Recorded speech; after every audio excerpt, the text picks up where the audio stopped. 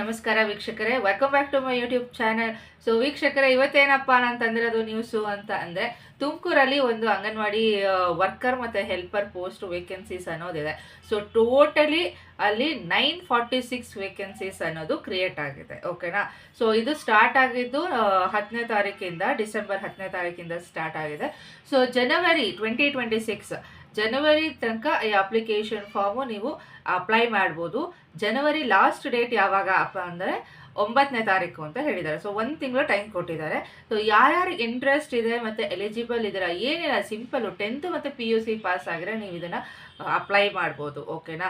So ಯಾರ್ಯಾರಿಗೆ interest ಇದೆ ಮತ್ತು ಎಲಿಜಿಬಲ್ ಇದ್ದೀರಾ, ದಯವಿಟ್ಟು ಈ ಅಪ್ಲಿಕೇಶನ್ ಫಾರ್ಮ್ನ ಫಿಲ್ ಮಾಡಿ. ಹಾಯಾಗಿ ಇದು ಫೀಮೇಲ್ಸ್ ಅಂತೂ ತುಂಬಾ ಪಾಸಿಟಿವ್ ಅಂತಲೇ ಹೇಳ್ಬೋದು. ಓಕೆನಾ. ಫೀಮೇಲ್ಸು ಹಾಯಾಗಿ ಹೋಗಿ ಕೆಲಸ ಮಾಡ್ಕೊಂಬರ್ಬೋದು. ಸ್ಯಾಟರ್ಡೆ ಹಾಫ್ ಡೇ ಇರುತ್ತೆ, ಮತ್ತು ಸ್ಕೂಲ್ ಅವರ್ಸು, ಮಕ್ಕಳು ಯಾವಾಗ ಸ್ಕೂಲ್ಗೆ ಹೋಗ್ತಾರೋ ಆ ಟೈಮಲ್ಲಿ ನೀವು ಹೋಗಿ ಕೆಲಸ ಮಾಡಿಕೊಂಡು ಹಾಯಾಗಿ ಒಂದು 10,000 to 15,000 ರೂಪಾಯಿ ಅಂತ ದುಡ್ಕೊಂಬರ್ಬೋದು. ಪ್ಲಸ್ ಅದಕ್ಕಿಂತನೂ ನಿಮಗೆ ಗೌರ್ಮೆಂಟ್ ಜಾಬ್ ಆಗಿರೋದ್ರಿಂದ ನಿಮ್ಗೆ ಇಷ್ಟೊಂದು ಫೆಸಿಲಿಟೀಸ್ ಅನ್ನೋದು ಕೂಡ ಇರುತ್ತೆ. ಓಕೆನಾ.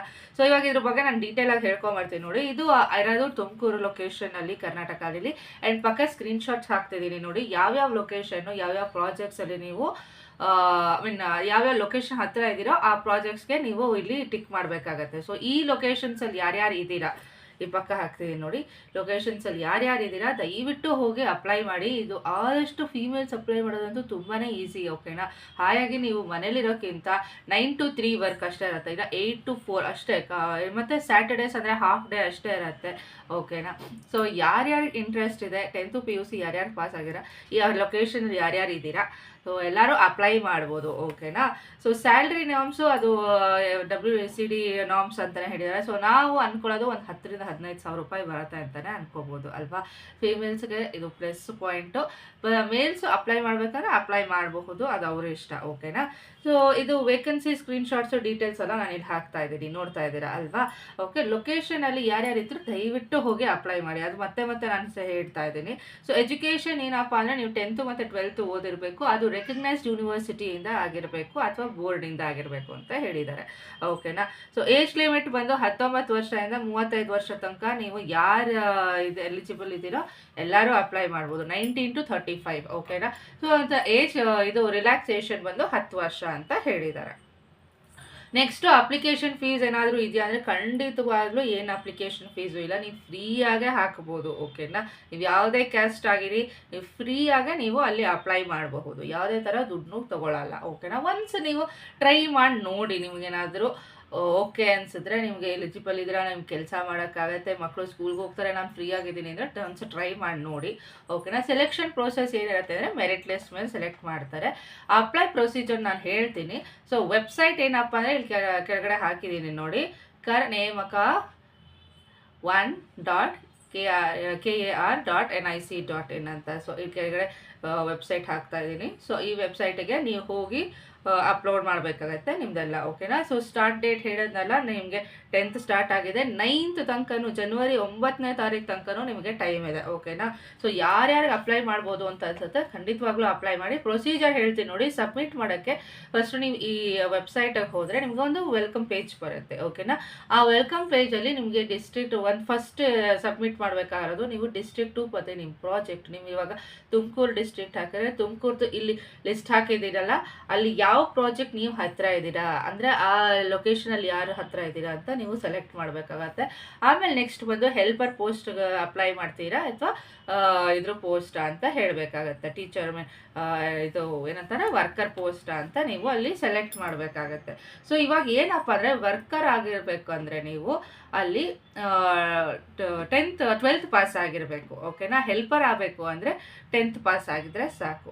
ಓಕೆನಾ. ನೀವು ಎರಡೂ ಮಾಡಿದ್ರೆ ಅಂದರೆ ಖಂಡಿತವಾಗ್ಲೂ ನೀವು ಜಾಸ್ತಿ ಇದಕ್ಕೆ ಅಪ್ಲೈ ಮಾಡಿ, ಅಂದರೆ ವರ್ಕರ್ ಪೋಸ್ಟ್ಗೆ ಹೆಲ್ಪ್ ಮಾಡಿ. ಇಲ್ಲ ನಾನು 10th ಪಾಸ್ ಆಗಿದ್ದೀನಿ ಅಪ್ಪ ಅಂತಂದರೆ ಹೆಲ್ಪರ್ ಪೋಸ್ಟ್ಗೆ ನೀವು ಅಲ್ಲಿ ಕ್ಲಿಕ್ ಮಾಡಿ. ಓಕೆನಾ. ಜೊತೆಗೆ ಇವೆಲ್ಲ ಮಾಡಾದಮೇಲೆ ನಿಮ್ಮದು ಕ್ಯಾಸ್ಟ್ ಯಾವುದು, SC ST ಅವ್ರ ಬೇರೆ ಯಾವುದಾದ್ರೂ ಕ್ಯಾಸ್ಟಾ, PWD ಕ್ಯಾಸ್ಟಾ ಟಿಕ್ ಮಾಡಿ ಸಬ್ಮಿಟ್ ಮಾಡಬೇಕಾಗತ್ತೆ. ಅದು ಫಸ್ಟು. ಸೆಕೆಂಡ್ ಏನಪ್ಪ ಅಂತಂದರೆ ನಿಮ್ಮದು ಫೋಟೋ ಮತ್ತು ಸಿಗ್ನೇಚರು ನೀವು ಅಲ್ಲಿ ಡಿಜಿಟಲ್ ಆಗಿ ಹಾಕಬೇಕಾಗತ್ತೆ. ಓಕೆನಾ. ಸೊ ಫೋಟೋ ಮತ್ತು ಸಿಗ್ನೇಚರು ಬ್ಯಾಕ್ ಬಂದರೆ ಸಬ್ಮಿಟ್ ಮಾಡಿದ್ರೆ ಫಸ್ಟ್ ಪೇಜ್ ವೆಲ್ಕಮ್ ಪೇಜಿಗೆ ಬರ್ತೀರಾ.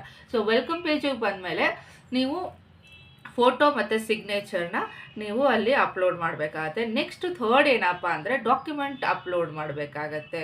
ಸೊ ಅಲ್ಲಿ ಡಾಕ್ಯುಮೆಂಟ್ಸ್ ಏನಪ್ಪ ಅಂದರೆ ನೀವು ಫಸ್ಟ್ ಆಧಾರ್ ಕಾರ್ಡ್ ಅನ್ನೋದು ಇಟ್ಕೊಂಡಿರಿ, ಮೊಬೈಲ್ ನಂಬರು ಮತ್ತು ಇಮೇಲ್ ಐ ಡಿ ಅನ್ನೋದು ಕರೆಕ್ಟಾಗಿ ಇಟ್ಕೊಂಡಿರಿ, ಮತ್ತು ನಿಮ್ಮದು ಏನು ಓದಿದ್ದೀರಾ, ಏನು ಕ್ವಾಲಿಫಿಕೇಷನ್ ಇದೆ, ಇವಾಗ 10th ಆದರೆ ಮತ್ತು 12th ಆಗಿದ್ದರೆ ಏನು ಕ್ವಾಲಿಫಿಕೇಷನ್ ಇದೆ ದಯವಿಟ್ಟು ನೀವು ಅಲ್ಲಿ ಅಪ್ಲೈ ಮಾಡಿ. ಓಕೆನಾ. ಸೊ ಒಬ್ಬರು ಯಾರೋ ಮೆಸೇಜ್ ಮಾಡಿದ್ರಿ ನಾನು D.Ed ನಾನು ಎಲ್ಲಿ ಹಾಕಬೇಕು ಅಂತ. ಖಂಡಿತವಾಗ್ಲೂ ಅಲ್ಲಿ ನಿಮಗೆ ಎಕ್ಸ್ಪೀರಿಯನ್ಸ್ ಏನೋ ಓದಿದ ಸರ್ಟಿಫಿಕೇಟ್ ಏನಿದೆ ಅದನ್ನು ನೀವು ಅಲ್ಲಿ ಅಪ್ಲೋಡ್ ಮಾಡಿದ್ರೆ ಖಂಡಿತವಾಗ್ಲೂ ಕೆಲಸ ಸಿಗುತ್ತೆ. ಓಕೆನಾ. ಸೊ ಅದನ್ನು ಅವರು ಮೆಸೇಜ್ ಕೂಡ ಹೇಳಿದ್ದೆ. ಸೊ ಅದನ್ನು ಅಪ್ಲೈ ಮಾಡಿ. ಓಕೆನಾ. ಅಪ್ಲೋಡ್ ಮಾಡಾದ್ಮೇಲೆ ನೆಕ್ಸ್ಟ್ ಸಬ್ಮಿಟ್ ಅನ್ನೋದನ್ನು ಒತ್ತಬೇಕಾಗುತ್ತೆ. ಸೊ ವೆಲ್ಕಮ್ ಪೇಜಿಗೆ ಬಂದಾಗ ನೀವು ನೆಕ್ಸ್ಟು ಪ್ರಿಂಟ್ ಅನ್ನೋದು ಸಿಗುತ್ತೆ. 4th ಆಪ್ಷನ್ ಬಂದು ಪ್ರಿಂಟ್. ಸೊ ಪ್ರಿಂಟ್ ಮಾಡ್ಕೊಳ್ಳಿ, ನಿಮ್ದು ಏನಿದೆ ಅಪ್ಲಿಕೇಶನ್ ಫಾರ್ಮು ಪ್ರಿಂಟ್ ಮಾಡ್ಕೊಳ್ಳಿ. ಓಕೆನಾ. ಸೊ ಅದು ನಿಮಗೆ ಮುಂದೆ ನಿಮಗೇನಾದರೂ ಬೇಕಪ್ಪ ನನಗೆ ರೆಫರೆನ್ಸ್ಗೆ ಅಂತ ಅಂದರೆ ಸೊ ಅದು ಯೂಸ್ ಆಗುತ್ತೆ. ಓಕೆ. ಇದಿಷ್ಟು.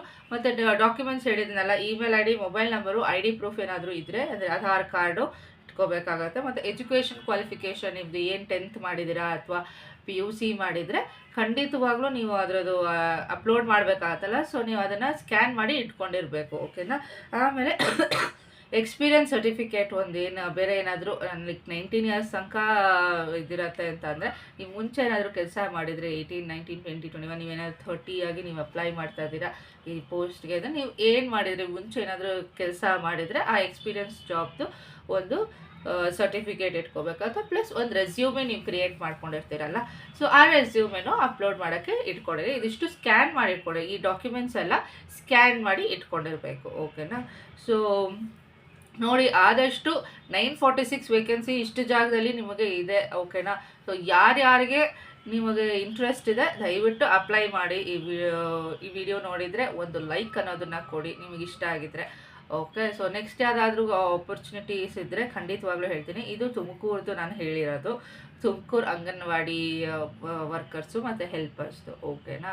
ಸೊ ಇಷ್ಟೇ ಆಗಿತ್ತು ಇವತ್ತು ನಮ್ಮ ವಿಡಿಯೋ. ನಿಮಗೆ ಇಷ್ಟವಾದಲ್ಲಿ ಒಂದು ಪುಟ್ಟು ಲೈಕು ಮತ್ತು ಸಬ್ಸ್ಕ್ರೈಬ್ ಮಾಡ್ಕೊಂಡು ನೋಡಿ. ಓಕೆನಾ.